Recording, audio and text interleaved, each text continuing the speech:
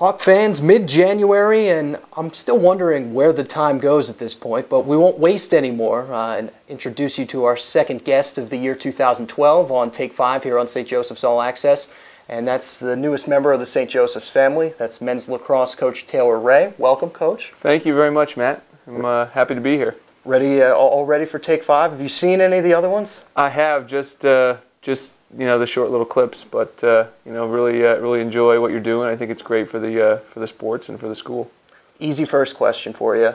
When you were looking at potential jobs to apply for, what stood out with the St. Joseph's job? What made you want to come to SJU? What made you say, I want that one? Well, I'd been on St. Joe's campus a number of times. We had played against them for the last couple of years at the previous school I was coaching at, and always thought it was a great school, beautiful campus. Obviously, to succeed in any college sport, I think you really need to have a school that has a great educational experience. And I think that St. Joe's has that, and you can sell that, to any potential prospect.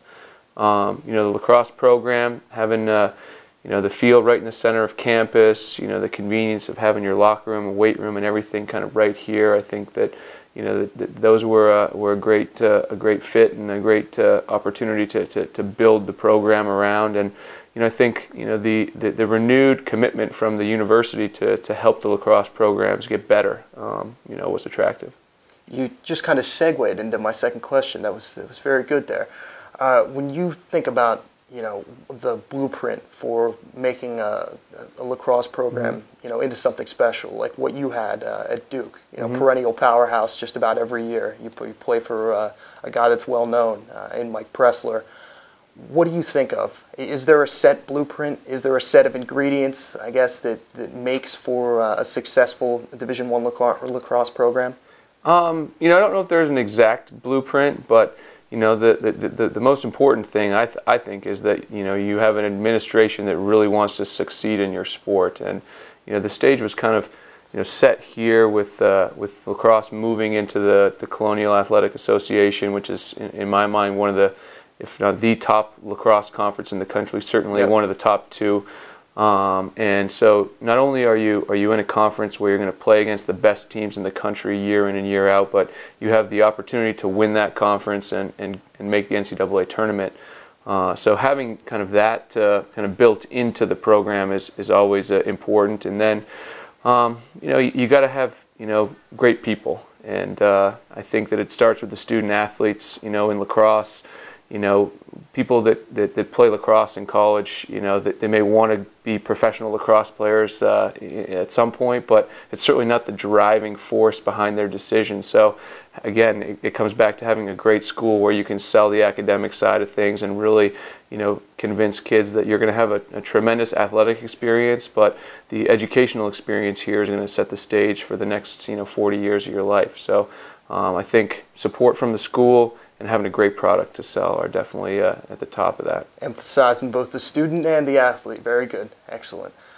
Stepping off the field for a second, when you think about you and when you played lacrosse, growing up, was there any other sport that really drew you or drew your interest? If you wouldn't have played lacrosse, what else would you have pursued athletically? I would have pursued basketball. That was the first sport that I started playing very competitively. Kind of was the oddball in my family. I grew up in Western Canada, so all of my brothers and my father were hockey players. I was going to say, you were born with a stick in your hand, or at least you were supposed to be. I was, and I started playing basketball really young, and that kind of became my winter sport. And then had some hockey player buddies that were playing lacrosse in the summer months, and got into it. And the similarities between lacrosse and basketball, I mean, it's basically, it's basketball, played on a field with sticks, and certainly you're allowed to be a little more physical. So, the speed of the game and those type of things kind of drew me to it. But, that basketball would have been my other sport. A lot of hand-eye coordination in both of those. Point guard, two guard. What did you play? Yeah, I wish that I could say that I had the ability to play those positions. No? I was more the 3-4 type of guy. So yeah. You've been in Philly now since what? About August? Yeah. I was before I came here, I was just an hour north of here. So I've been in and around the Philly area for a long time.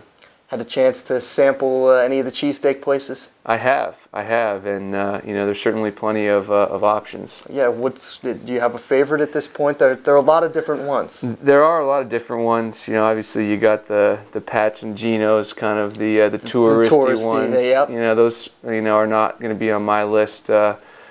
Jim's is a good one downtown, and you know, I think Larry's right here next to campus is also pretty darn good. Yeah, if you had the big one, the belly filler? I have split the belly filler with somebody, but never try to take that down myself. That's good. You might end up with that acid reflux before you went to practice. That wouldn't be good. Absolutely. Final question. It's usually our wild card.